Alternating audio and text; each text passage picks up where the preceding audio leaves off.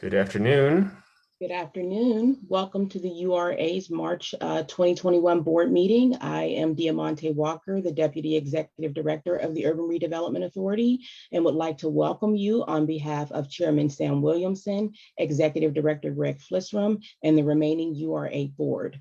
We have a jam-packed agenda for you today, and Sam, I do believe that you have a quorum available, so you can go ahead and get started. Great. The first agenda item is roll call, and looks like I see Representative Gainey, I see Councilman Lavelle, I see Director Hirsch, and is Jody on yet? Jody's here. Jody's here. So all five board members are present. It can let the record show. We will move into public comment. And I think we did actually get a couple of people who signed up to provide virtual public comment or live public comment here. I'll note just before we get into the live public comment, we did receive a handful of public comment submissions in writing in advance of the meeting. I'm not going to read them all, but I will note that they have been received, distributed to the board, and that they will all be posted to the URA's website for the public to see. We received 3 submissions pertaining in large part to the proposed bond issuance that's on our agenda. One from Zachary Littleberry, a second from Joanna Deming, and a third from Megan Confer-Hammond. And then we received written submission from Lance Harrell, the CSIP project administrator for the Lower Hill development. And Lance's submission is in large part the February progress report from the CSIP Executive Management Committee, which is incredibly important. So I would encourage the board to take a look at that when you have a free moment.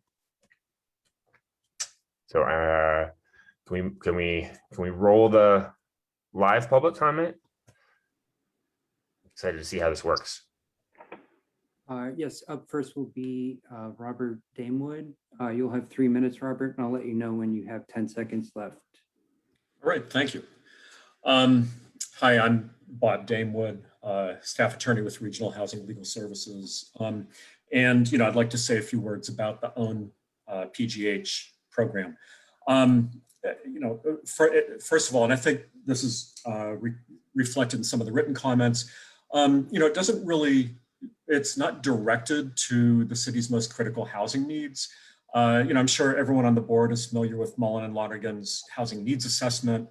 They found that the greatest gap of affordable and available units, a 20,000 unit gap, was at roughly 30% of area median income. They only studied affordability gaps up to about 70% of AMI. They used a different income metric, unfortunately. And at around 70% of AMI, the gap was about 6,000 units, right, of units that were affordable and available to households at that income level. But what's clear is that the gap shrinks the closer you get to moderate income. Now, I didn't see any AMI targets stated in the agenda description of the OWN PGH program. The Post-Gazette this morning quoted 80% AMI to 115% AMI. That's far above where the city's most critical housing needs are. And the program is really designed to provide greater subsidies to those with higher incomes, right? So the rehab loans are capped at 20% of the purchase price, which means to get the maximum rehab loan, you have to buy a $200,000 home. And that's really out of reach for folks, at the incomes that we really need to address in Pittsburgh. The other problem is that, the OWN PGH program would apparently fail to respond to the city's greatest housing repair needs. So homes with higher repair needs are less expensive, right? Which, because of this 20% of the purchase price gap means, for those homes, there would be fewer funds available for home repairs. Also, neighborhoods with an older disinvested housing stock would get less support for the same reason. Now, both of these things implicate fair housing concerns, right? You know, as the board knows, there's a racial homeownership gap in Pittsburgh, and that didn't occur by accident. It's the product of decades of discriminatory housing policies, which means that, you know, public agencies like the URA have both a legal and moral responsibility to help to close that gap. So for these reasons, I would ask the board to consider redesigning ONPGH with these considerations in mind. You know, provide deeper income targeting to get us close to where the greatest 10 seconds.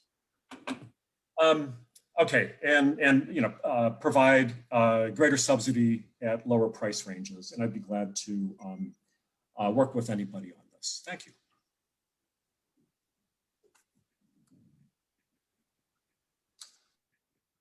And next up on public comment is Felicity Williams.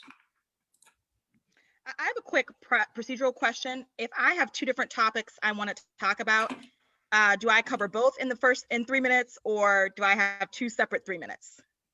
I'll defer to the board and the directors on that point. I believe it's 3 minutes. You have 3 minutes. Yeah. All right, thank you. Yep. Good afternoon. My name is Felicity Williams, and I am the Programs and Policy Manager at the Hill CDC. I'm here to touch on two topics, the Crawford Townhomes project, as well as the Center Avenue project that is on the agenda. The Crawford Townhomes project has yet to submit to the Development Review Panel, or DRP, the Hill District's unified, comprehensive, and democratic community review process that gives every Hill District resident a voice in the redevelopment of their neighborhood. I am concerned with the arbitrariness in which the URA seeks broad community input versus selective community input. For example, most recently, the URA required an update letter from the DRP for the Grayson parking lot expansion, which we have repeatedly and continue to support over the years. However, the URA did not require a letter of support for this project. I think it is important that the developer has met with the HOA for Crawford Housing, as should be his due diligence, but we need to give the broader community an opportunity to weigh in. Related to the Center Avenue projects, I want to first start by saying that we are certainly excited about and in support of Tom Boyd's plan. Once again, though, my comment is directed towards URA conduct. This project has also not yet submitted to the Development Review Panel. While I understand the URA attempted to imitate a portion of the Hill District Community Review process, it certainly falls short of the comprehensive review that is normally completed. The URA needs to reconcile the fact that it is a government agency, not a community organization. And I understand that while the URA aspires to meet the needs of competing interests, it cannot be at the disposal of our community process, particularly of those in neighborhoods that are still recovering from the poor policies of the URA in the past. It is a flawed argument to circumvent the community review process, of which 6 community-based organizations are members, because one member is working on a project several blocks down the street. It is critical that the URA work with the Development Review Panel prior to disposing of land in the Hill District. And I look forward, hopefully, to the URA adopting a much more consistent policy on when they do work with the Development Review Panel. Thank you.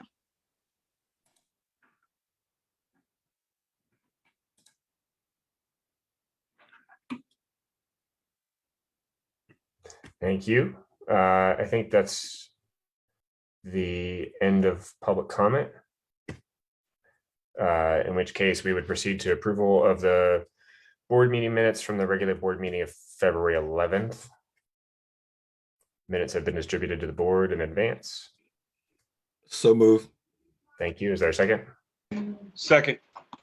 Thank you. Motion and seconded. Any further discussion? All those in favor? Aye. Any opposed? Motion carries and the minutes are approved.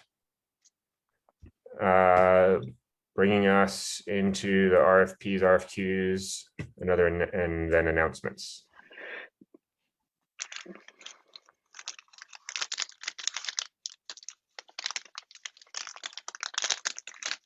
I can take this first item. If you can just go to the next slide, please. So this is an announcement. It's a non-voting item. Just an announcement that the URA is releasing an RFP for the Beltuber School, which is located in the Beltuber neighborhood. We issued this on March 8th, 2021, on behalf of the Beltuber Consensus Group. The URA does not own this property or have any funding associated with it. We are releasing it as part of our efforts to engage with and help out with smaller community organizations throughout the city of Pittsburgh. Anyone interested in looking at the RFP, it's on our website, and it's also on our bidding platform, IonWave. You can follow the link located on the slide. And the requested use is housing and community space. Thank you. Good afternoon. This is Paul Martinchik of the URA. We will be issuing an RFP toward the end of the month or near the beginning of April for construction management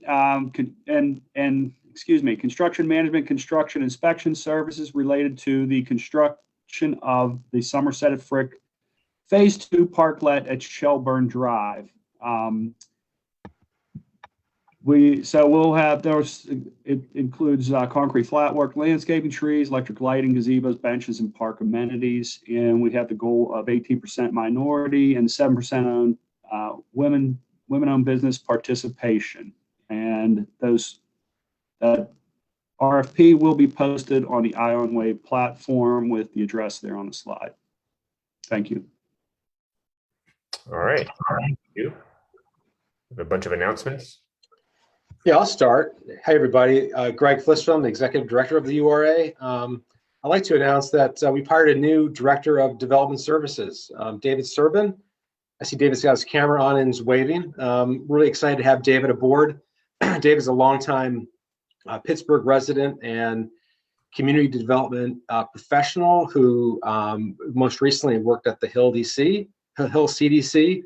And previous to that at the East Liberty Development Incorporated, ELDI. Really excited to have David aboard. He will be absorbing what used to be Sushila's old role, but that we've added a few other things to his plate, including managing URA's real estate portfolio. So just want to welcome David. You'll be seeing and hearing a lot more from him in the months to come. That's it. Thank you. Welcome, David. Thank you. Glad to be here. Dylan, could you advance the slides, please? Oh, there's David again.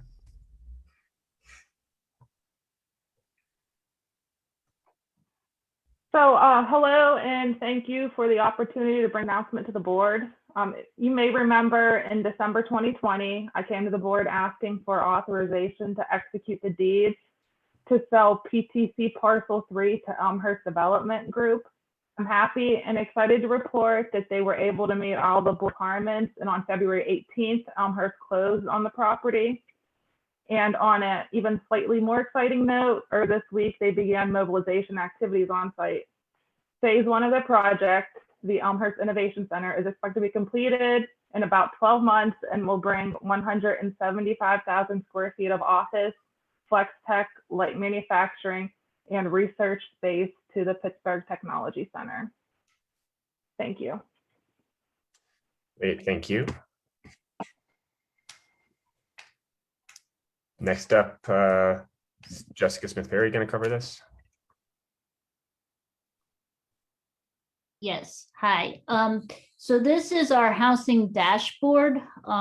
As usual, though, we did break out the clients that are turned down and the reasons why, but this is the housing stabilization program. This is the statistics since last March. So pretty much exactly a year ago when COVID started and the economy shut down. You can see to date, we have received 2,600 applications. Half of those have been successfully processed. So we're at, about 1,200 successfully processed and helped through the program. And then of the ones that have been declined, 30% of them have lived outside the city, and then 30% of them just did not return the phone calls from our social service providers. So those are the largest reasons why people have been turned out from the program. But you can see that the program every month, is increasing. And also, just as a reminder, the county program that is operating jointly with the city and the county is rolling out this month as well. So there will be multiple sources for people to access when they need rental assistance. Thank you. Thanks, and thanks for adding that additional level of detail on the folks who the HSP program was unable to support. Good afternoon. I'm Jennifer Wilhelm, the Director of Commercial Lending. This is our commercial lending dashboard for the month, and this is year to date. So we have closed on 12 loans. 92% of those loans went to businesses owned by minorities or women. We are highlighting a couple of our borrowers. African Cuisine, one of our new borrowers. They just opened a brand new full service restaurant in Squirrel Hill. Sienna Kane was the lending analyst on that deal, and their grand opening was quite successful. There was a line down the block, so we're very excited for them. And also a previous borrower that's been in our portfolio for a while is Bridges and Bourbon. They're in the cultural district, and they were highlighted recently for their very appealing mocktails. So they had received previously 2 loans as well as a facade grant from us. Great. I think that takes us, to the voting agenda.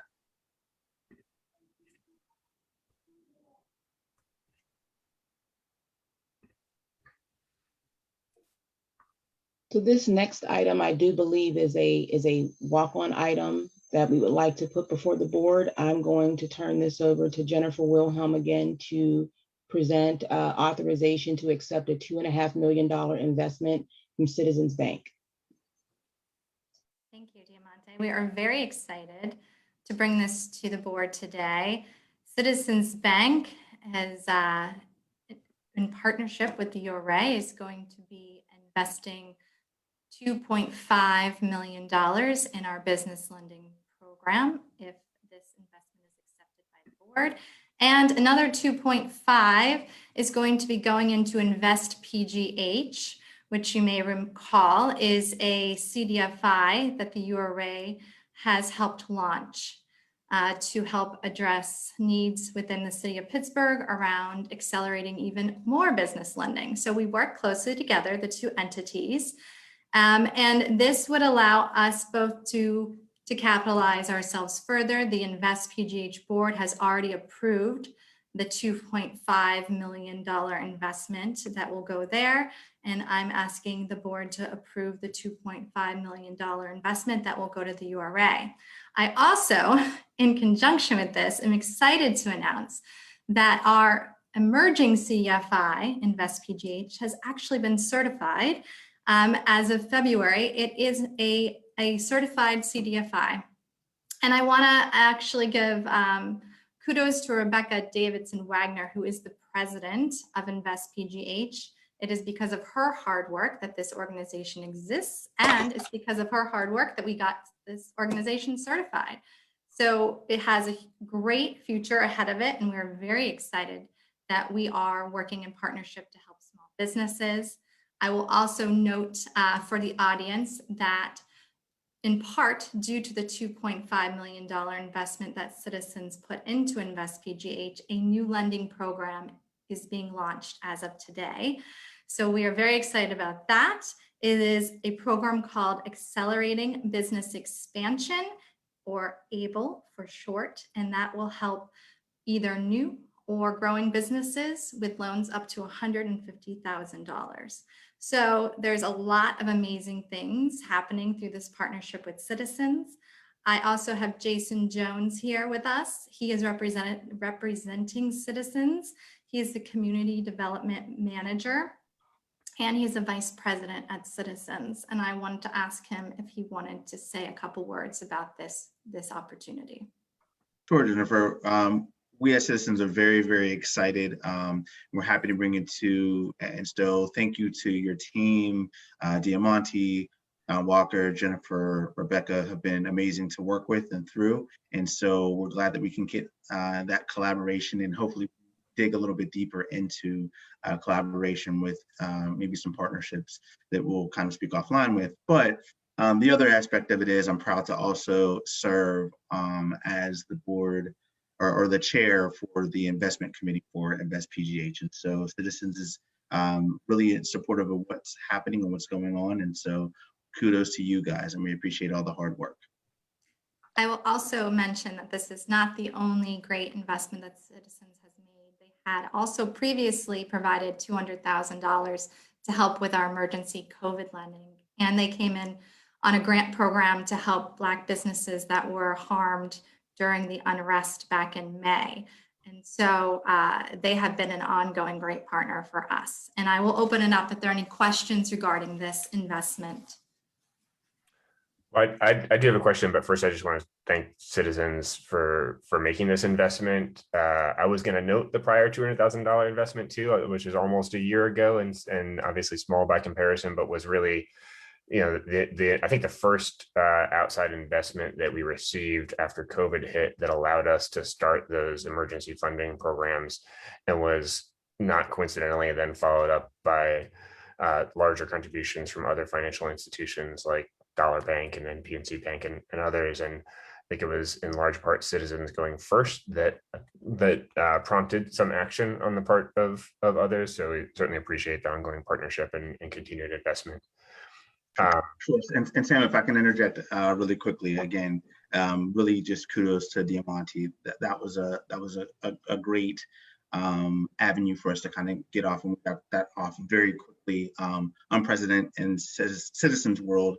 Things don't happen that quickly. And so I appreciate the hard work that Diamante was able to put forth.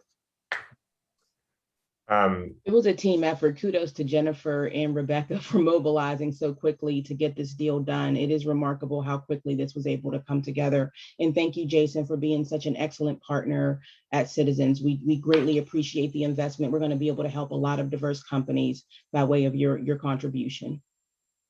So the board action is simply to accept the money, but can you talk about how at least the URA portion of this will actually be used? Yes, so the URA portion will be used within our Pittsburgh Business Fund, an existing loan program to help bolster our ability to provide even a higher rate of loans through that program. It will have preference. These dollars will be preferenced to minority-owned businesses. But it will bolster the activity through that program. That program goes up to $500,000. It's really one of our largest market rate programs, and it helps businesses of all sectors and industries within the city of Pittsburgh. Are there other questions or comments from other board members? No question.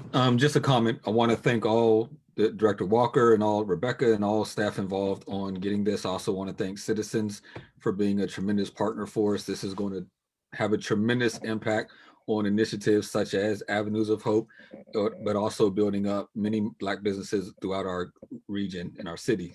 So just thank you all for your work on moving this forward. If anyone is interested, of course, in our lending programs, go to ura.org, or we have a brand new website that InvestPGH did launch. It's up, it's live, investpgh.org. So you can find information on the programs at InvestPGH if you go to that website as well.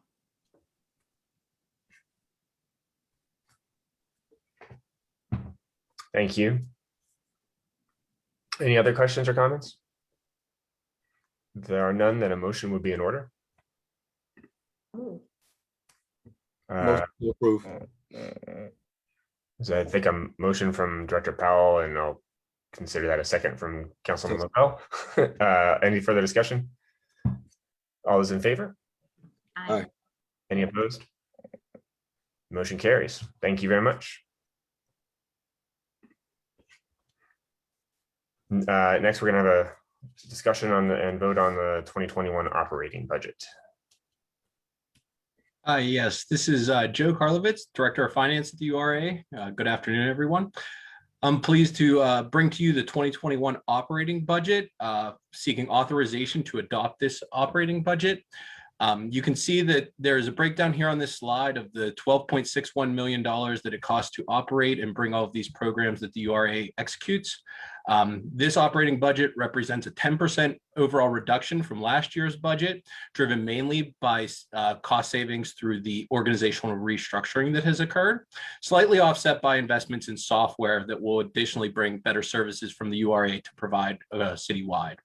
So with that, I am happy to entertain any questions or discussions that I can help clarify, but we are seeking authorization to adopt this budget.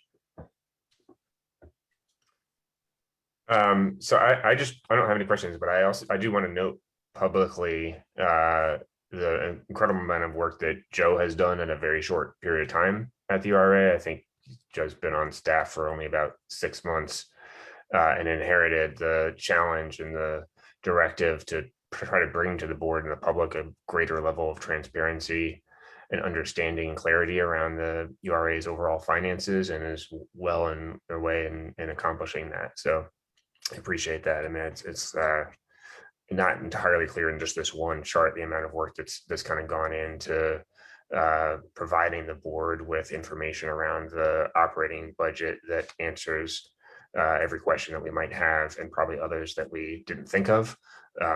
But it's been, I think, the most robust process that I can remember on the board in terms of like providing financial data and information to the board about the state of the URA finances. So just want to recognize your work and thank you for that. Thank you, Sam. And I look forward to working with you and the rest of the board to continue this mission. So thanks. Any questions or comments on the budget itself? Motion to approve. Motion, is there a second? Second.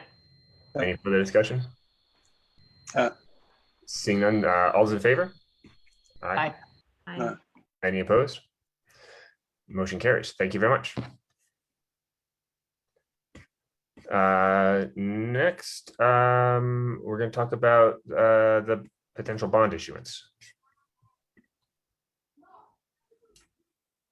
Hi, everybody. So today I'm here to talk about Own PGH. The authorizations will be to issue one or more series of mortgage revenue bonds in a total amount of $22 million, and to allocate $4 million of URA's funds that we have on hand from previous mortgage revenue bond proceeds to fund the second mortgages. Next slide. So this is the premise of Own PGH. So in the city, one thing that has been missing from the mortgage market is an acquisition rehab program, because most mortgages require the house to be livable, defined as a working bathroom, a working kitchen, and no other major deficiencies in the house for a bank to give a mortgage. And we do have a lot of housing stock in the city that needs, new windows, a new roof, or potentially a new kitchen before the family can move in. And there hasn't been a mortgage product for that because banks look at it as is appraisal. They don't look at a post-construction appraisal. So unless somebody had cash to do those things, they would not be able to get the loan from the bank. So this is what Own PGH is trying to address, is to help fix up some of the blighted and abandoned houses that are in the city through this program. So the bond proceeds will be used to fund first mortgages. We will be bringing on banking partners to make these mortgages to new homeowners who will then be fixing up the house through a 0% interest, fully deferred second mortgage from the URA to fix up the house. Next slide. So you can see here are some of the parameters it must be used for the purchase of homes. It cannot be used for refinancing. People can borrow up to 97% of value. This means that when this is partnered with our existing HOF funded down payment closing cost assistance program, most people will be able to get into the house for almost zero money down, and then do the repairs needed with a 0% interest loan from us once they're in there. So there are income limits, which means people can't make more than this, the money that you see here. Soon I'm going to show you a slide that has targeted and non-targeted areas. The entire city of Pittsburgh is eligible for this program. Some parts of the city are considered targeted, some are non-targeted. Households up to that amount, those amounts you see there, are eligible per federal guidelines. However, given some of the public comment and public feedback we've been receiving, I've been emailing back and forth with our bond counsel during the meeting, and I have found out that we can make our own income guidelines within these parameters. So if we wanted to go lower, that is something we're eligible to do. This is the first time I'm at the board. This is going to be about a 4-month process before this gets issued. Probably in June will be the issuance. So you will see me back at the board with final program guidelines at some point, and we can make more specific decisions like that in those program guidelines. Next slide. So here is the targeted areas. I must stress the URA did not create these targeted areas. These came from the federal government using census data.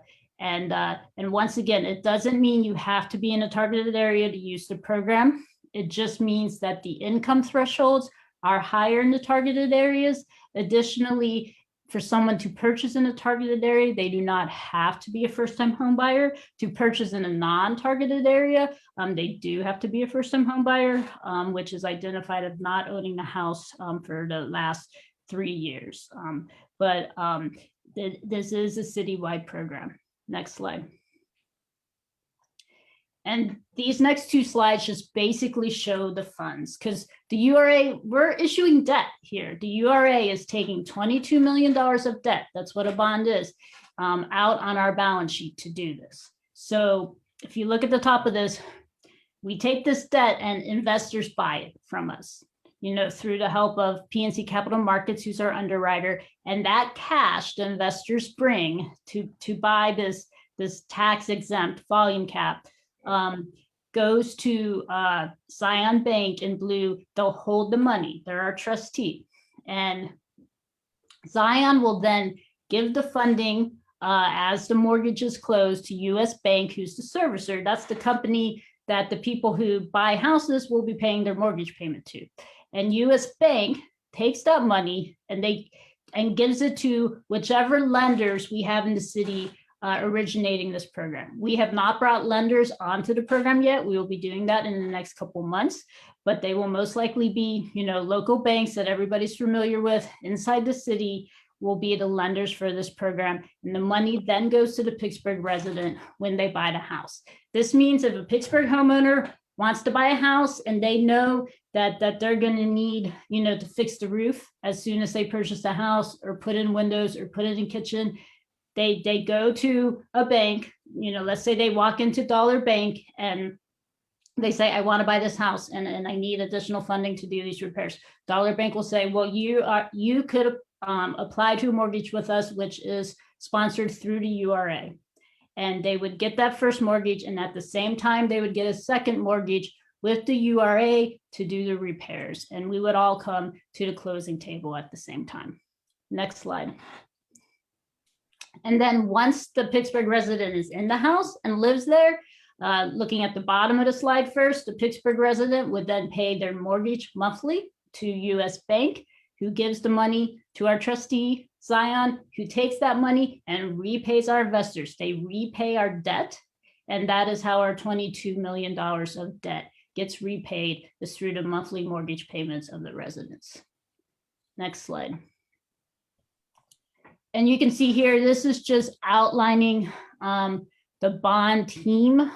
We have a lot of folks helping us with this. This is kind of a big, issuance for the URA, and you can see a timeline, but we are really trying to hit a summer issuance, which means, will be a July or August program rollout. So we're really hopeful that the first people will be able to buy their houses, in July and August. Are there any questions? I'm sure there are questions. I'd want to just provide a little bit of commentary first before we just, and a little bit of maybe additional kind of background and level setting as we continue the conversation. I think it's first important to reiterate that the action here today is to go out to market for the bonds principally, right? Not to set criteria for the program. That the criteria that we're reviewed by Jessica a couple of slides ago are criteria kind of limits set by the federal government because this is a tax-free bond, but that we can and should and will still set program guidelines for this program so that the investments are targeting the parts of the city and the people in the city that we most want to help with this program. And that's really what I mostly wanted to talk about, which is the fact that there is still, as we know, a persistent income and wealth gap based on race in this country that hasn't changed in 50 years. That the black-white wealth gap is as bad today as it was in 1968. And frankly, the pandemic has made it worse. So we're headed, if anything, in the wrong direction, not the right direction. That's a problem for our economy, which is why the URA needs to address it. It's also a problem for our city, for our society, for our democracy. And at least under the current leadership of the URA, it is one of the main things that we've got to address and work on if we want to build a better city and a city for all. Can't continue to exist and live in a place where, you know, the average wealth of a white household is 11.5 times that of a black household. It's bad for our economy. It's bad for all of us. And one of the factors that is driving that, not the only factor by any stretch of the imagination, but one of the factors that's driving that wealth gap is the gap in homeownership, which is worse in Pittsburgh than in most places in the country. There's nationally about a 32% gap in homeownership. You know, nationally, about 70% of white families own their own homes, while only about 42% of black families own their own homes. But in Pittsburgh, that's worse. In Pittsburgh, white people own homes at a higher rate, 74%, and black Pittsburghers own homes only at 32.5% of the time, which means our gap, our homeownership gap here is about 10% worse than the national average. And that's what this program is principally designed to address, or needs to be designed to address. You know, I mean, homeownership is not the panacea. We've got to raise wages. Workers need to organize. We've got to transform our economy. We've got to do reparations. We've got to do all kinds of things. But it's true that the net worth of a homeowner is literally 40 times that of a renter. And so this program is a necessary step in the right direction. But so the first step, I think, is to do this bond issue. The next step will be to make sure that we get the program guidelines correct, so that we are targeting the money to the income thresholds where it can be most helpful. That's right. So with that, I just wanted to provide that additional context so that, like, it's clear kind of the context in which this is being thought about and proposed is, you know, as a economic and racial justice tool.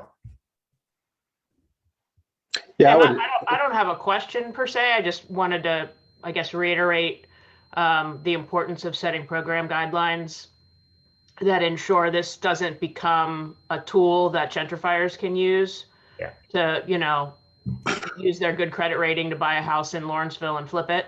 Right. And, you know, I know that's not the point that we're at today, but it's something I'm deeply concerned about. And so I just want to make sure that, you know, as we move forward, this actually serves the purpose that we intend it to.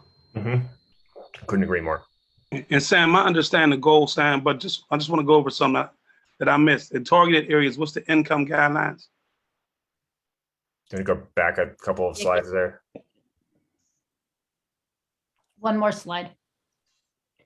Yes, right there. So this is, you know, as high as it can go, but to Sam's point, we could set them lower than this, but these are what the federal government says. So for a targeted area, a 3-person household or more could make up to 118,000.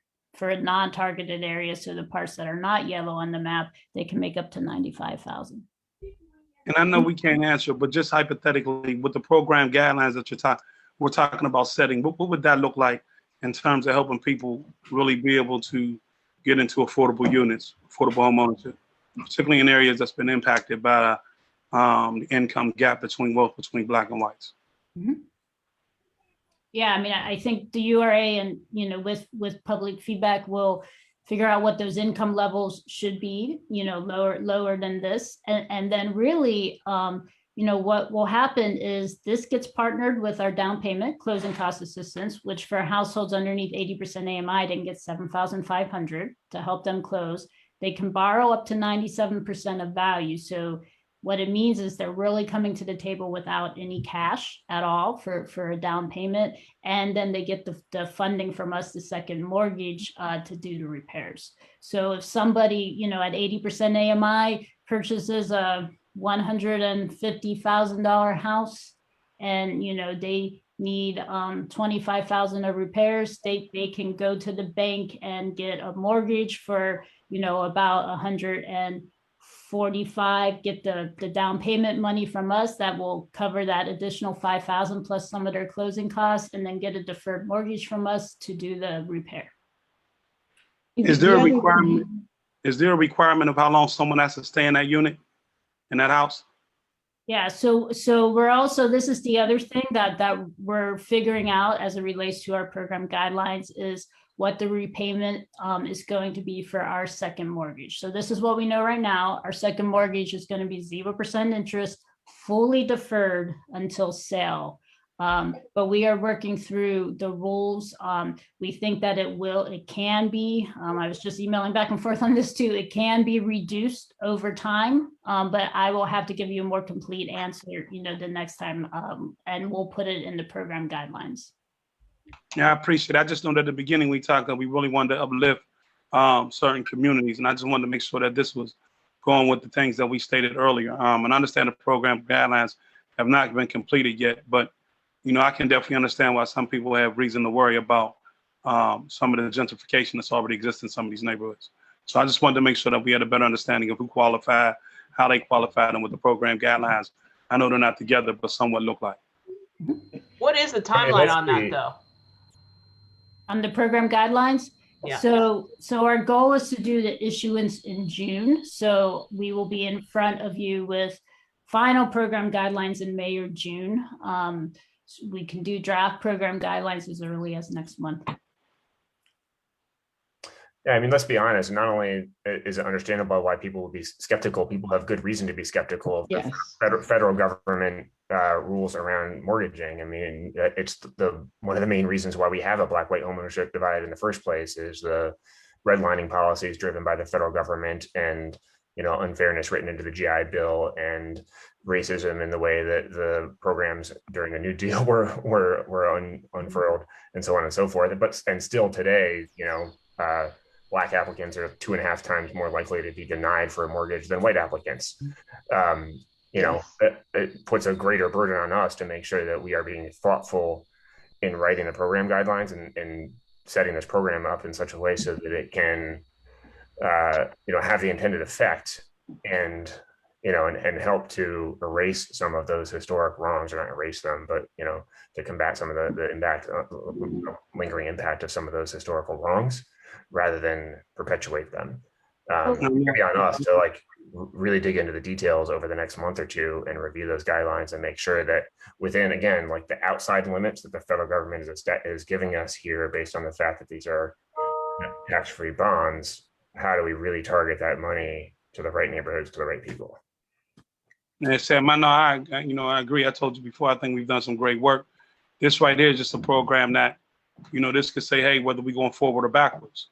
Yeah. And we have an opportunity to be able to change that. So I just wanted to get a better understanding of exactly how the program guidelines will work in accordance with what we already know for the non-targeted and targeted areas. Yeah. So like everyone on the panel and public commentary, I have a lot of concerns about this program. Obviously, the program guidelines being, where we can build in security for those who are maybe LMI families that may have a harder time going through some of the processes that we would set up that, would be more beneficial to someone with means, access, what have you. Some of the questions that I have, and I've tried to write them all down to be concise, but we've talked about making sure that these houses are owner occupied. But the other kind of question that I have is really within the rehab realm. So considering, from my vantage point, the city's inventory is, and we talked about this a little bit, but our city's inventory is, it needs a lot of repair and a lot of love. Like, we're not talking about the houses that we have when we talk about, say, the land bank and making sure that, these properties that are tax delinquent, that are in neighborhoods that are blighted, how do we bring them back to, usefulness and restore them? But I don't think that the properties that we have would fit into this program. We're talking about, houses that have been abandoned or vacant or, what have you for 15 plus years that don't just need a new kitchen, don't just need a new bathroom. They're going to need a lot more love and a lot more money. Are we able to layer this program with others, knowing that rehab dollars are some of the most restrictive that are out there? I mean, restrictive in that, like, it's the hardest to get, as Jessica, you said, rehab money, right? You can get down payment costs, you can get closing costs, you can get everything else, but rehab money is so hard to come by, especially if we have some of the barriers that we've laid out. And knowing that our inventory is, again, from my vantage point, what the city owns, what the land bank is looking at, knowing that our inventory is more of that, how are we going to use this program to combat those obstacles? So I think you asked a great question, Lindsay. That's a lot of questions. No, I know. I'm happy to hear this dialogue. I think we need this robust dialogue around this, and this is why it's so important to to bring these things for public discourse. So a couple of things. I think that one of the things that we want to do, that we see, there are a lot of Black residents in particular that want to remain in their neighborhoods. And there are homes in their neighborhoods that could be purchased, and maybe they're not in as bad a condition of what you're looking at when you look at a home that's been abandoned for 10 or 15 years, but they are competing with the speculative market that's essentially buying up properties, putting in low-cost rehab, and then, turning them into student housing perhaps. We want to create a tool that will position folks that are in these neighborhoods to be in position to buy homes. A lot of, when we look at the higher income levels, one of the things that, we don't really talk about, a lot of, young Black families, single moms may have some student loan debt. Maybe they're making okay money, but they can't get a traditional loan because of the student loan debt. And so this provides an opportunity and a vehicle to make that accessible. And I think that's important. I don't think that this is a panacea. I don't think it's a silver bullet for all of our blight issues. I think we need to be very thoughtful about what do we do about properties that have been abandoned for a long period of time. But while we're doing that, we also need to think about, what about that house that in 10 or 15 years, if not purchased now, will be lost and could have been a home for somebody if a tool like this existed? So I think we need to continue to probe this. The program guidelines need to be inclusive of public discourse, of some of the thoughts that we've seen in the chat and that have come forward in public comment. I think that, this is a remedial step to get us in position to be able to have the public provide a resource that the private market right now doesn't have an appetite for. And if we don't move, what we do is we continue to exacerbate that wealth divide, and we allow communities to continue to deteriorate when homeowners and Pittsburgh residents could be put in an ownership position and actually be part of the, bringing back these communities and properties. Yeah, I mean, closing the Black-white homeownership divide is going to take a lot more than just this one program, and it's going to take a lot more than $22 million. And getting, the thousands of, publicly owned blighted properties back into livable conditions and back on the tax rolls and into the hands of people who want to love them as homes is also going to take more than one program and $22 million. But this feels like this addresses those needs, as Diamante said, and is a critical part of that whole ecosystem that we actually really need.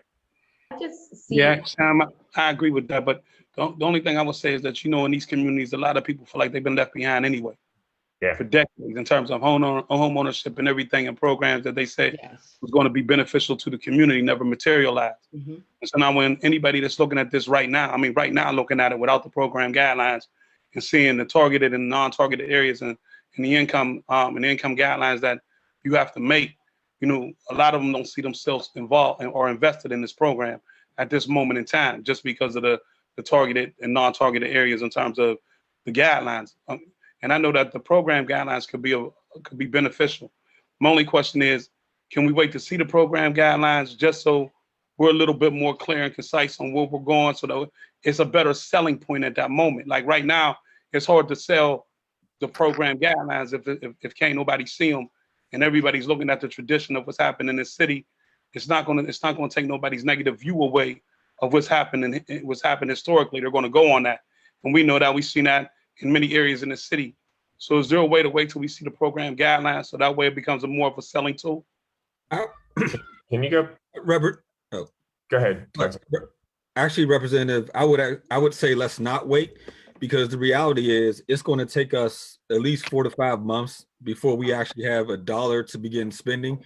And every month we wait is another month where a home is deteriorating or someone's not able to move into a home.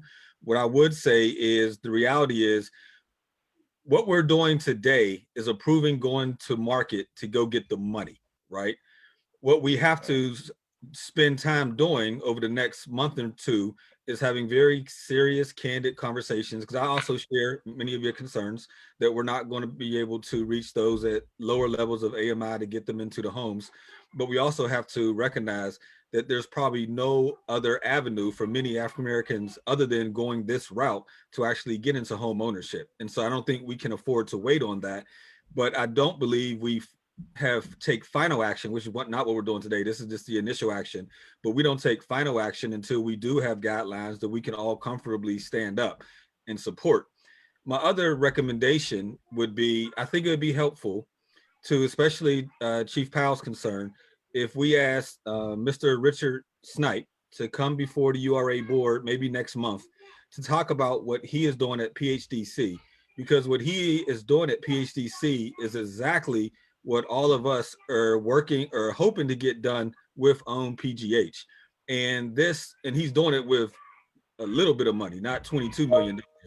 And so I think if we have a better understanding of what he's doing and how this will assist those sort of efforts, then Chief Powell will better understand how we're targeting those sort of properties that she's concerned about. So I just think it'd be helpful if he maybe were able to come on and provide some examples of what we're currently doing, rehabbing and fixing up properties throughout the entire city. But I just think that would be helpful for us to give us full context. And then lastly, I just also want to take a moment to really thank Jessica. As you all are aware, and as she knows, there are many of us who've been talking for over a year now, some closer to 2 years, about how to go to market, about how to go get additional bonding to support additional affordable housing initiatives.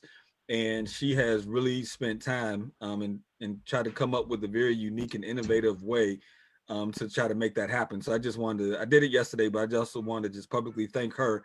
And then obviously all the staff she has supporting her, but I just wanted to publicly thank her for being able to put this together. But I would suggest we approve this now so we can start working to get the actual money. But then maybe we even want to have an executive session where we discuss the actual guidelines themselves and really spend an hour or two going into detail about how to make this the most beneficial that it can possibly be. I think those are all suggestions. I agree. I just wanted to make sure, because we've been down this road before many a time, and we know how that looks at the end of the day. And this is a big decision we're going to make without all details being revealed. And a lot of times when details are not revealed, everybody on here knows that, everybody looks to the historical context of what happened in the past. And so as much as I agree with that, I also think that somehow, some way we have to be able to uplift that bottom half if we're really talking about closing the wealth gap. And we can't do that unless the program guidelines is in line to help them uplift each other. Yeah, no question. We have to build institutional trust. I think Representative Gainey makes a great point. There have been historical harms that have happened with well-meaning programs and initiatives, and we have a new opportunity here to incorporate, public voice, and to also think about the very vulnerable in our city and how we get them on a path to wealth building while addressing some of those concerns at the middle. So it's a great point. I just have a quick question. Well, a couple actually. The $4 million that would be for the second deferred mortgage, was that an amount of money that was being considered for anything else? Like, how did this sort of arrive? How did we arrive at this amount of money as part of this program? That money's been here at the URA for such a time when a bond issuance became necessary. And so it is, I believe that they are proceeds from a previous bond issuance that did a program very similar to this, helping Black residents get into home ownership. And so we've preserved that money over the last 15 years or so, waiting for the right moment that it could be redeployed to allow for something like this to take place. But Jessica may have more context, as she's certainly been with the URA longer than I've been here. Yes, Diamante's exactly right. I mean, that money came from bond program we did in the early 2000s. That really was instrumental in developing a lot of neighborhoods, single family neighborhoods in the city. And we had it sitting there. It's proceeds that's not tied to anything. As part of this, we're also refinancing a 2006 series of bonds as well, which will help get the interest rate down a little bit for folks. But also the deferred mortgages of $40,000, that's determined in part because of the funding we have available. We can also take the next month, and relook at that as well to see if it can be structured at all to do some, houses with more extensive rehab. We're up against some caps there that I need to research as well, but we can also look at that. Yeah, I don't know, Jody, if this is where you were going with your question, but if we had more than $4 million to devote to the second deferred mortgage program, could we start, investing, allowing people to invest in houses that need more rehab and more work? Yeah, I mean, right. That's just my larger concern with all of this is, obviously I want to, I get the home ownership gap, I get the racial gap, and I think it's important to address it. I also think we're in the middle of a, public health and economic crisis. And last I checked, there were still 20,000 units, we're still 20,000 units short of people who are unhoused. And so I just, it's hard for me not to feel uncomfortable without some assurance that, either the revenue generated from the debt or there's, there's going to be some clear, specific way that we are putting cash, if we have $4 million for this, that we're finding some cash and putting it back into, communities who have the highest need and don't have any homes, let alone home ownership. So the other question that I had, and completely agree with you, Jody, on how we can be, if we have more flexible dollars around, are we thinking about, plugging the holes we have? And we know that we'll see once, the pandemic ends. So a question I had was about the 20% purchase, the down payment and the second deferred mortgage. Could you go back to that slide, Jody? Sorry, Jessica. So the question I had was, is that, and you have to remind me, for the deferred mortgages, there's a sliding scale for AMI. Am I correct? That if you are making, if you're at 100%, 80%, what have you, that there are different amounts that you would cover. So if you have a higher income, there's a lower subsidy for you. Is that correct? I'm not explaining this well, but could someone jump in for me? So sure. So Lindsay, you're talking about our existing deferred mortgage program, which partners with some of the houses the PHDC does and the CDCs do across the city, where people get a second mortgage from us to make the house more affordable. And yes, you are correct. We often tier that based on income level. So an 80% AMI household would get a little bit more in a second mortgage than a 100% AMI household to be able to help them afford it. This particular program, though, the second mortgage is tied to the rehab. So it's not gonna, the second mortgage portion won't be tiered based on income. So it's basically the income thresholds you see in front of you are as high as we can go. But if, we collectively all decide to set lower income thresholds for the program, anybody that, let's say hypothetically, we set the income threshold at 60,000. So anybody under that would then qualify for the deferred mortgage in the amount of their repairs. Helpful, thank you. Mm-hmm. Swain has a good question, I think, in the Q&A about credit scores that I would like to have answered. Can somebody read it? Credit scores will still be a barrier. Is there a way this program can circumvent that very serious hang up to make sure that those most in need aren't screened out by the banks? Yes, we were concerned about that too. The credit score requirement is 660. I have already asked. That's a federal requirement that comes with the tax exempt bonds. We've been told there's nothing we can really do about that. Jessica, I would add, I'm Evan Miller with the URA. I'm working with Jessica on this, that we did look into. A lot of static. Sorry? I'm a little bit like a robot. Yeah, I can't hear. Try again, Evan. All right. Am I coming through a little more clear now? No. No? All right. If you want to email me your comment, I'll read it. Put it in the chat. Sure.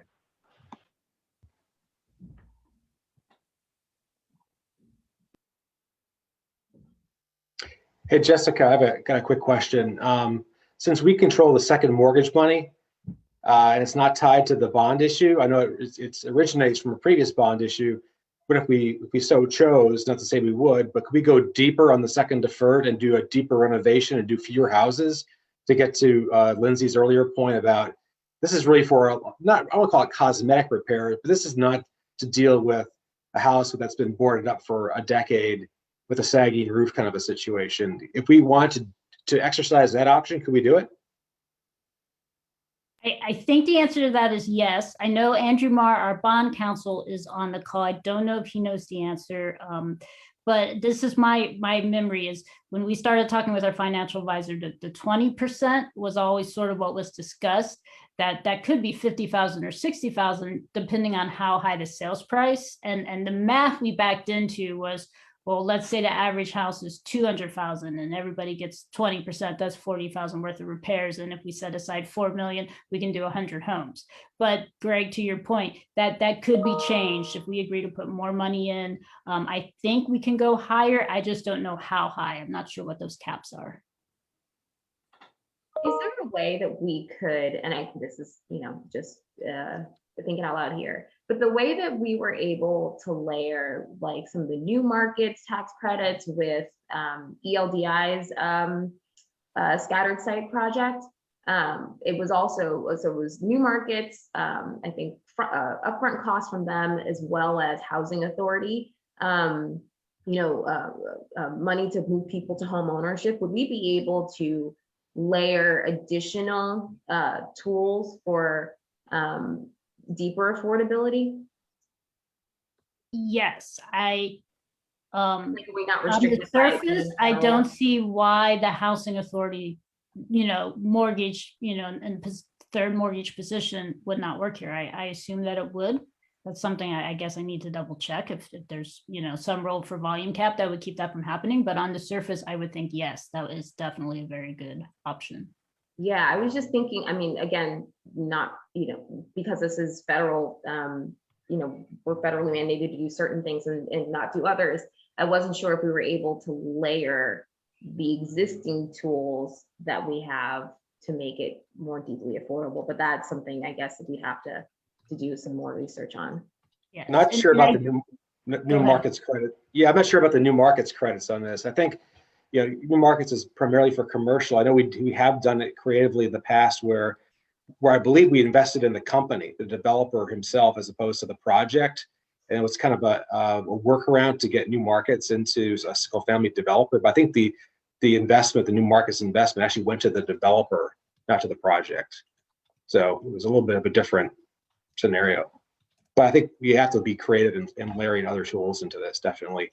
I think part of the issue, I think we realized, and maybe we didn't describe this earlier enough, that I think we all recognize that this is a single, this is not a home run. I mean, we realize that, we have a lot of other programs and efforts we have to do to really overcome the need out there and to, really make equity investments and scale this up to a point where we could actually make a more than just a dent in the problem.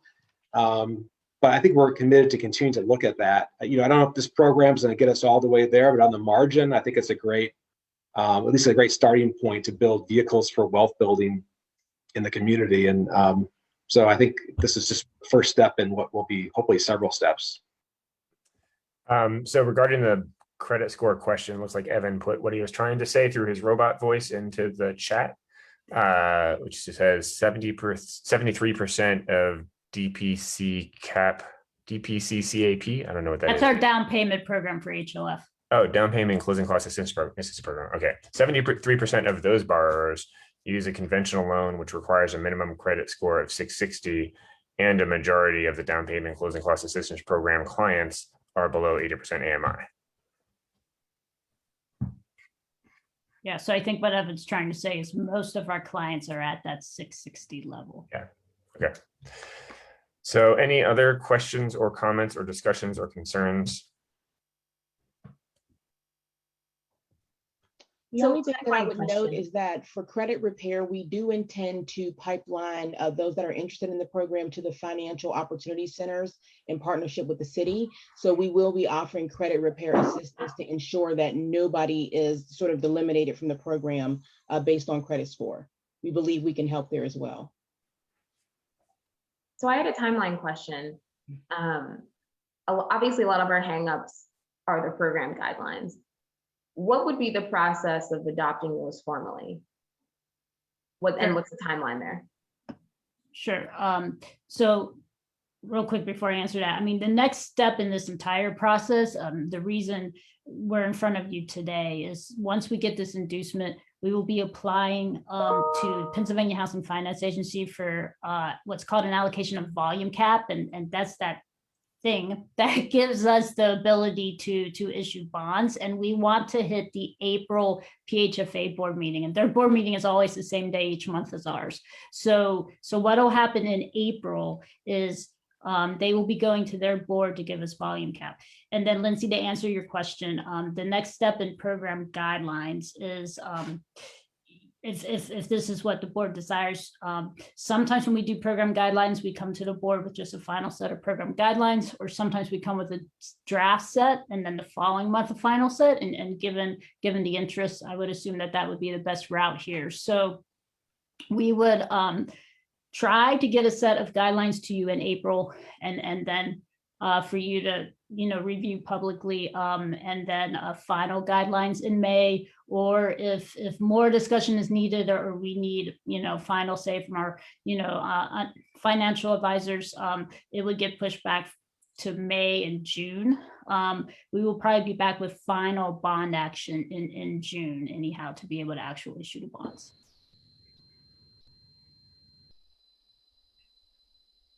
Thanks for that clarification. Mm-hmm.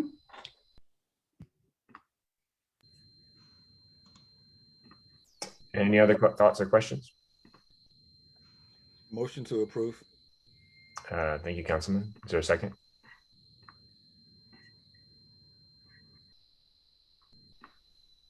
There's a motion. Is there a second?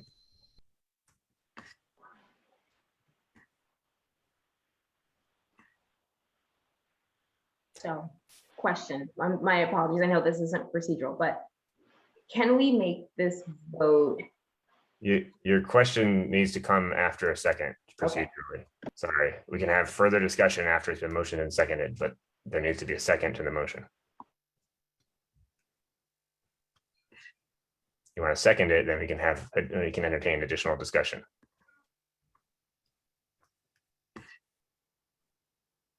So I have to second it to make my question. Okay, second. Okay, thank you. The motion has been motioned and seconded. Now we can have any further discussion. So entertain additional discussion or another question. Yeah, so can we, again, I think my hang up again are the program guidelines, and I completely agree and understand with the councilman on wanting to move this sooner rather than later so that we're not missing out on dollars. I completely agree right there. I think my concern still lies with these program guidelines, and I don't know if there is a way for some of these points to be contingent on a pot on a. Well, is there some way for this vote to be conditioned on the guidelines somehow? Yeah, I don't know what that procedure is. The procedure would be that the final bond issuance that comes back to us, it would be in like at least 3 board meetings from now, would be subject to our having resolved the program guidelines questions by then, right? Not this vote, but the final vote. This Right. is the initial vote to start the process. Then we've got 3-4 months during which the bond process is going to unfold, and staff will continue to be diligently working on all of the goals that we've I think all agree on here. And then presumably those guidelines will come to us multiple times, and the final bond issuance will come to us. I don't see any need to make this particular vote contingent upon that, because the entire thing this is not a final action. The entire thing is contingent upon further board approval. Mhm. Yeah, without program guidelines, then nothing would happen with this inducement. We just, went and issued a bonds. Right. So again, my apologies, this one I want to clarify. So if we get to a point where we can't come to an agreement as a board on what the best program guidelines are, then what happens to the program? It dies. Well, it doesn't really die. It just never is birthed. Okay. So we're not on the hook for 22 million at that point. There you go. That's my question. Cool. We don't want to spend the staff time and the due diligence necessary to even get to the next step if the board is not comfortable with even contemplating this concept of increasing home ownership, affordable home ownership. If that is a non-starter, then today you don't vote, and we don't take next steps to borrow. But if we're going to dedicate staff time, we want to make sure that that's an effort that will yield a result, and then we can get to the next step. And what I'm going to do, if the board decides to move forward today, we're going to form an internal committee that will dedicate time to developing program guidelines based on the public comment that's come in, based on the board's comments. And I think that we revisit this with the board and just so that you're up to date and that you're being briefed on how this is developing. And once we get to the point where you are being presented with program guidelines, if you are not satisfied, then you do not motion for us to bring you final guidelines. Is there any way to insert some community input into that committee or group of folks, particularly those who have been, frankly, screwed over by things like this in the past? I think that's going to be critical. I don't know how we do this and do it effectively without some level of community input. So that would be one of the things that I would want to do as a part of this internal committee that I'm proposing to form. Okay. So thank you. So there's a motion and second. We're entertaining further discussion. I think technically if there's no further discussion, we need a motion to vote to close the discussion procedurally, if I'm remembering the rules correctly. Is there a second? A motion, all those in favor of closing the discussion and moving to vote? Aye. Aye. Any opposed? Great, so discussion is closed. There was a previously, I think Councilman Lavelle motioned approval on this agenda item. It was seconded. All those in favor of approving the agenda item before us? Aye. Aye. Aye. Aye. Aye. Any opposed? Thank you. The motion carries. If I may, I would actually recommend that we use the Housing Opportunity Fund Advisory Board. This may be something that they can help us with. We have a new chair in Kelly Sebron, where it may be helpful to bring that, those folks to the table. They do a lot of home ownership work. So that would be, really the recommendation is to probably start with the Housing Opportunity Fund Advisory Board and ask for their counsel and insight as we develop the guidelines. I think that makes a lot of sense. Mm-hmm. I think that makes a lot. Hopefully I remembered my Robert's rules correctly in that. We got through it. That was a really fantastic, robust discussion. I think this is a big issue. We got to have a lot more discussion on in the coming months. So we got a lot of work to do to get this right. But if we get it right, it's going to have a really positive impact on our city and on a lot of people in the city.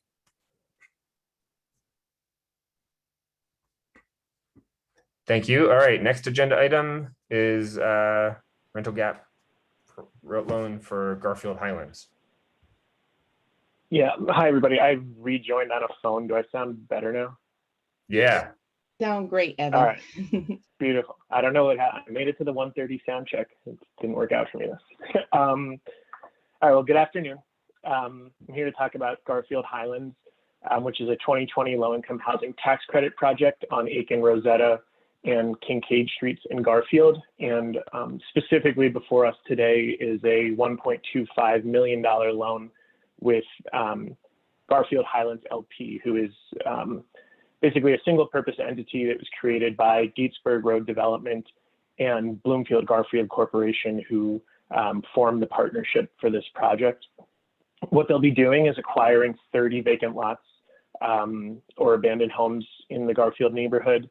And they're going to develop 25 lease purchase units, so new construction, single family, affordable rental housing scattered throughout those streets that I mentioned previously. It's all part of a larger community strategy of BGCs to eliminate blight and stabilize property values and provide affordable housing for an ever-changing neighborhood. So this is actually the third phase or iteration of a very similar project that Gatesburg Road and BGC have undertaken together.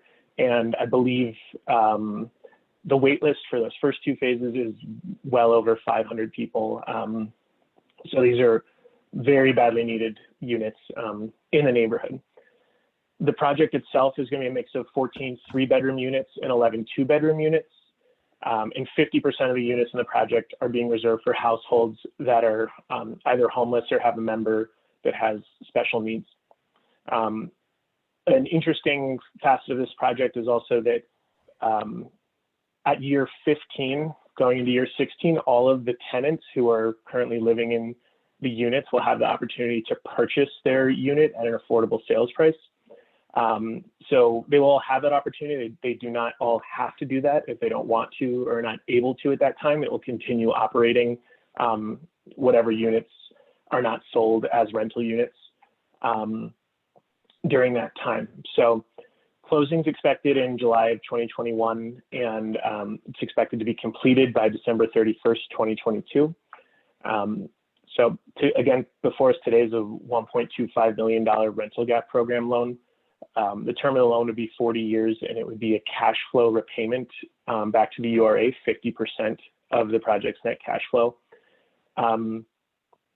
HOF funding makes up $540,000 of this loan here today, and then home funding makes up the rest. And there would be an affordability deed restriction that is recorded for 3 units at or below 30% AMI, 13 units at or below 50% AMI, and then 8 units at or below 60% AMI.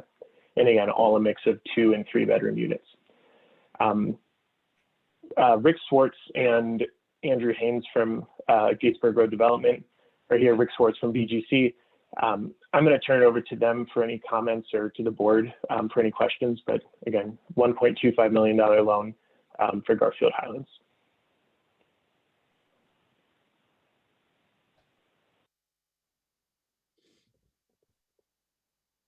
Rick, you there?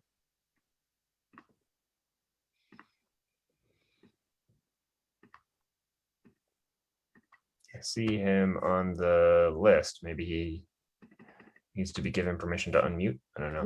We're asking him to unmute now. We're going to give him a second here to see if he's able to do that. All right, it looks like he got it. Hey, I was listening in on the own PGH discussion, and I think there could be community input that would be helpful in refining the program objectives. So by all means, feel free to call upon those of us who might be able to help fine tune the program, if you will. Yes, please. And thank you. So anyways, you can see the project before you. Garfield, like a number of East End neighborhoods now, is being buffeted by market rate activity that obviously we cannot control. So the community is pushing forward with more affordable housing initiatives so that we can retain a balance of incomes and a balance of home ownership versus rental in our community. The project has been about 4.5 years in the making.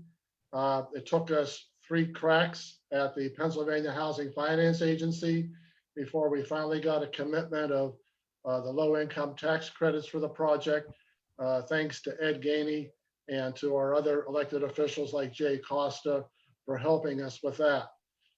So we're basically recycling a lot of city-owned property. Most of it is owned by the city. We're gradually acquiring those lots now as we speak, and we probably will have about another half dozen lots to acquire before we've finished the whole site control process. So I'm happy to take any questions people have about the project. I don't want to just go on and on endlessly with this. Anybody have any questions? Questions or comments? Go ahead. I was just going to say, since we were talking about it last week, we love to see that there are two bedroom units and 3-bedroom units. I think it's wonderful that more folks are developing, thinking about affordable units for families. So appreciate you considering that, and love to see it. Thank you. And just so you know, on this lease to purchase concept, we are going to work with a group out of Cleveland, the Cleveland Housing Network, which each year helps several hundred families make the transition from being tenants in developments like these to becoming homeowners. So the first project we did with S&A Homes, of which Gatesburg Road Development is a subsidiary, those tenants now are about halfway through the rental period, and we're going to start working with them within the next year now to get them prepared for home ownership, if that's the route that they want to go.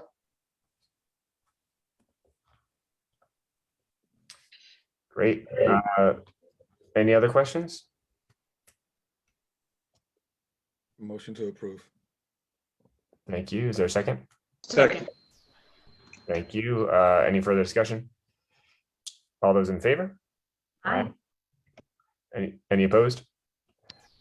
Thank you. The motion carries. This is the, and we're going to move from housing into development services, I think, right? Yeah.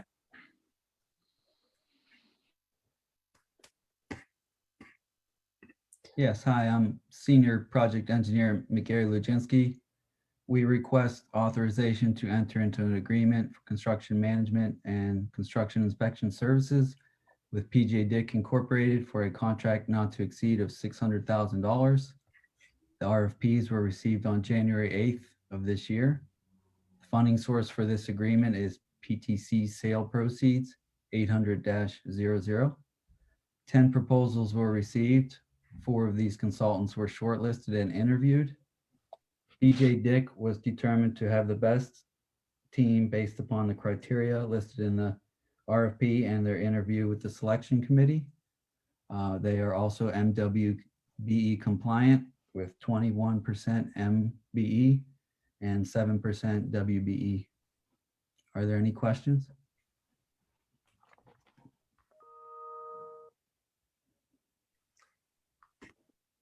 This is, remind me, this is the parking garage we have to build down on Technology Drive pursuant to like commitments we have with other entities down there. Or what's the background on this one?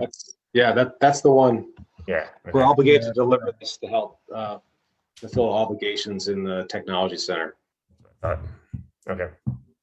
Yes. Any questions or comments? If there are no questions or comments, then a motion would be in order. So move. Thank you. Is there a second? Second. Motion to seconded. Any further discussion? All those in favor? Aye. Aye. Any opposed? Motion carries. Thanks. Crawford Square exclusive negotiations. Hi, I'm Chuck Elkhorn presenting the Crawford Square for sale Phase 3 development.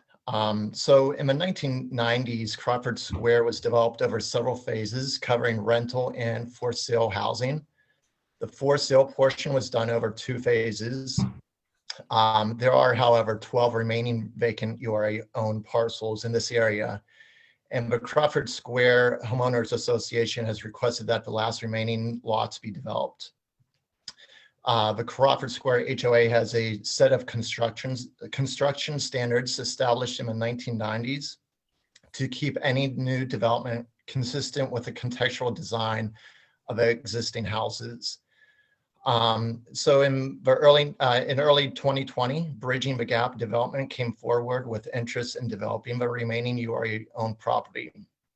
And Bridging the Gap is proposing up to 6 for-sale townhouses, with the possibility of 2 of those being affordable for households with incomes up to 80% area median income. The developer has met with the Crawford Square HOA several times over the past year, and we are requesting authorization to enter exclusive negotiations with Bridging the Gap Development LLC for a period of 6 months. This time will be spent working on development plan and for the developer to submit a proposal package. In addition to working with a URA housing lending team on possible financial support for affordable units. Derek Tillman from Bridging the Gap Development is in attendance if there are any questions for him. Rosalind Guy McCorkle from the Homeowners Association also is in attendance. Thank you. So this would come back after this to the period of exclusive negotiations for final action? Yes, it would come for acceptance of a proposal package, and then there would actually be another approval needed for acceptance of the construction drawings and evidence and financing. Okay. Derek, you have anything to add? I don't have much to add, just that we're excited to complete this phase of, this amazing project that has produced home ownership for a lot of folks in our community. So excited to build upon a legacy that's already been created. Any questions, comments, issues to flag? Motion to approve. Thank you. Second. Motion and seconded. Any further discussion? All those in favor? Aye. Any opposed? Motion carries. Thank you. This is Leah Matthews. Go ahead. Sorry, this is Leah Matthews, the Community Development Manager. I'll be presenting the 4800 block. Today, we are requesting authorization to enter into exclusive negotiations with the City of Bridges Community Land Trust for a period of 6 months for the sale of 8 publicly owned parcels along Chatsworth and Hazelwood Avenue in the Hazelwood neighborhood. The City of Bridges Community Land Trust project will build 12 permanently affordable for sale units in Hazelwood to be sold to households between 50 and 80% AMI. We have Ed Nesser here from the City of Bridges. He's available if there are any questions or comments.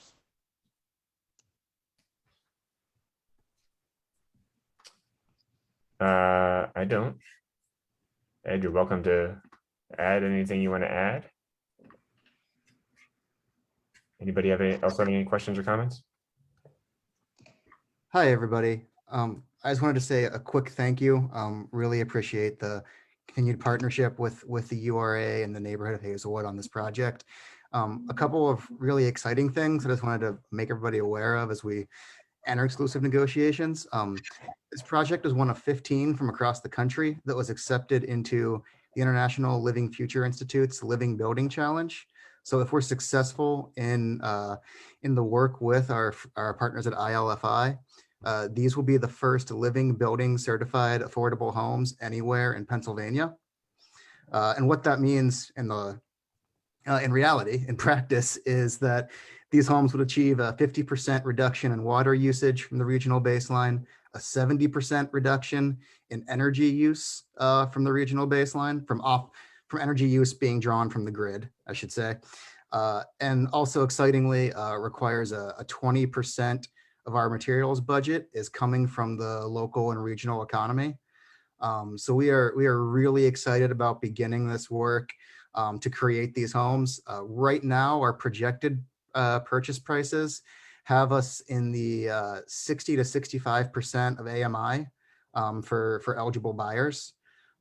Obviously, that increases the gap because we're hitting the lower side of the 50 to 80% income targeting, but that's what we feel like is appropriate. And we're also really excited to, to be doing this work with the lens of living, building homes in a neighborhood like Hazelwood that has been the home of industry and pollution and the sort of overlapping and compounding effects of environmental and racial and economic injustice. To sort of flip the script on that is really exciting for us. And so I just wanted to continue to thank the URA staff and board for the partnership on this project. Yeah, thanks for all you're doing. I mean, I think it's really exciting to be putting land into the hands of a community land trust to safeguard against speculation and gentrification. So thanks for what you're doing. And again, it's a sort of a theme in this board meeting, but more investments here in affordable home ownership in neighborhoods that desperately need it.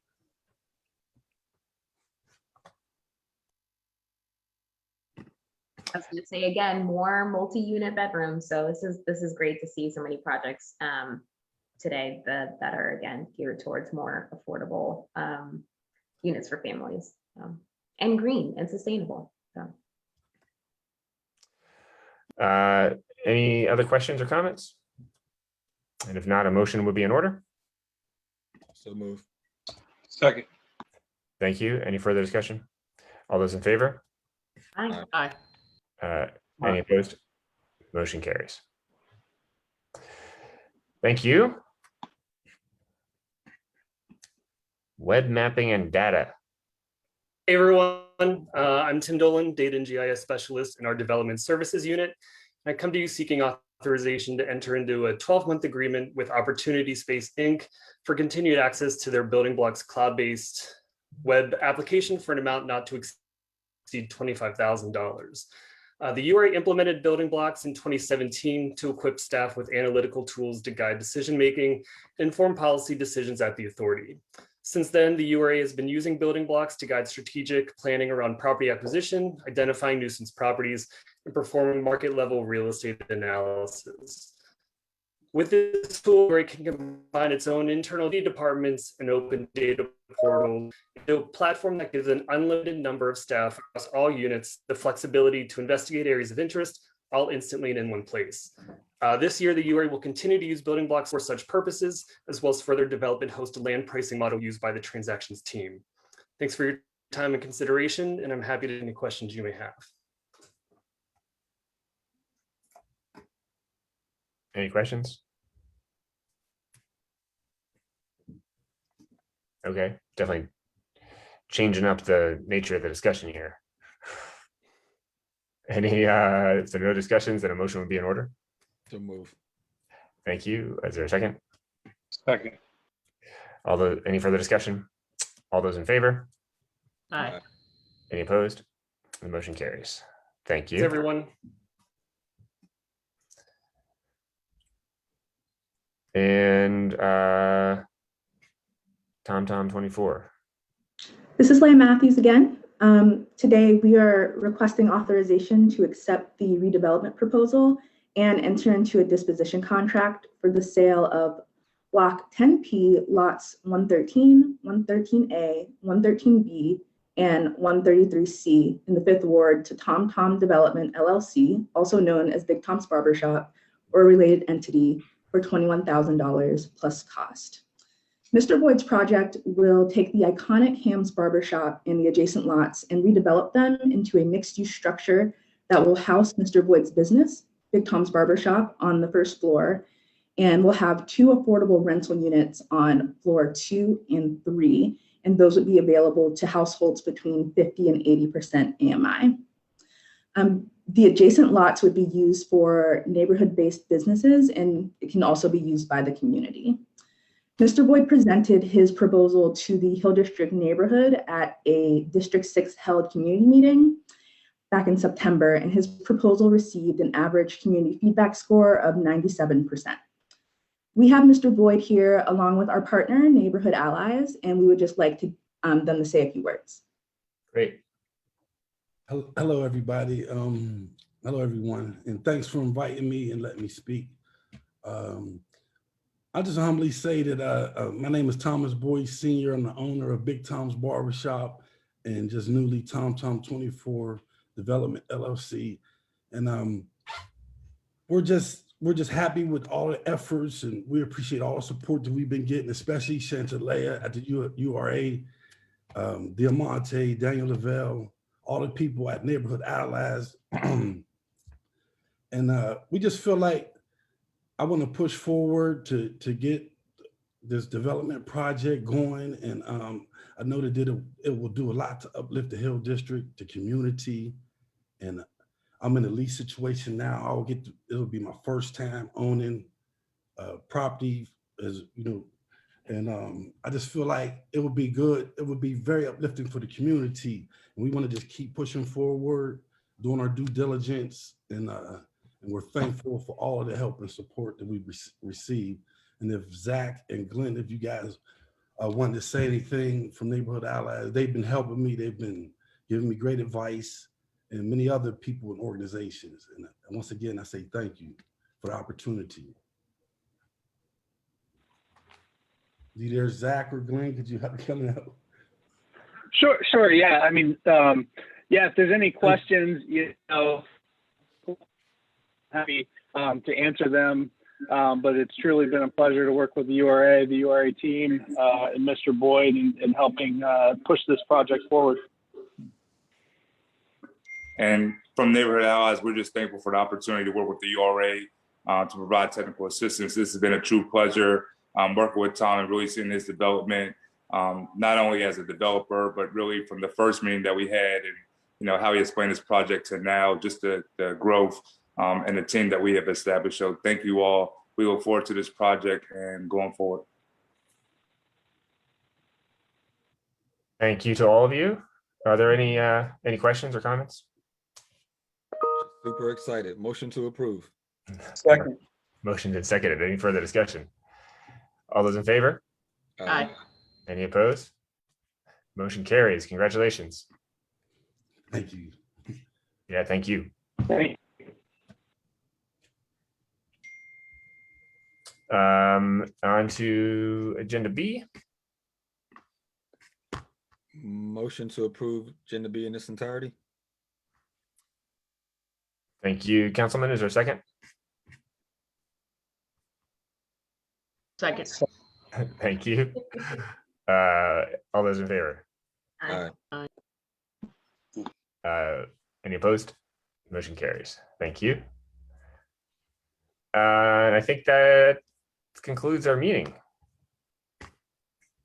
Correct? Correct. Yes. Yeah. So we need a motion to adjourn. So move. Second. Thank you. All those in favor of adjourning the meeting?